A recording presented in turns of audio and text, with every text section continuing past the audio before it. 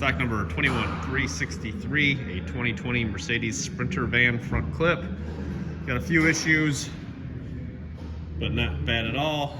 It's had the diesel engine, the 3.0 diesel, cowl cut through the windshield, through the floor. Looks like a scratch here in the hood. Other than that, she's good to go. It is down the passenger side fender. Bumper cover's got some scrapes.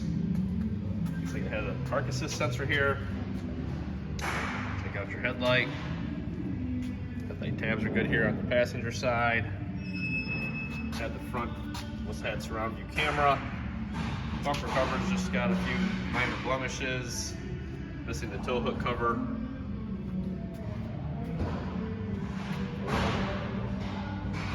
Jazzed up there.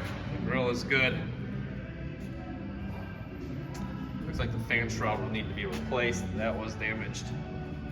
Driver's side headlight is good. Pop that back into place. Comes with the cooling, so you got your radiator condenser, washer bottle, coolant bottle, under the hood AC lines, core support. Everything is good to go there. All right, 21363, 2020 Sprinter front clip in stock now.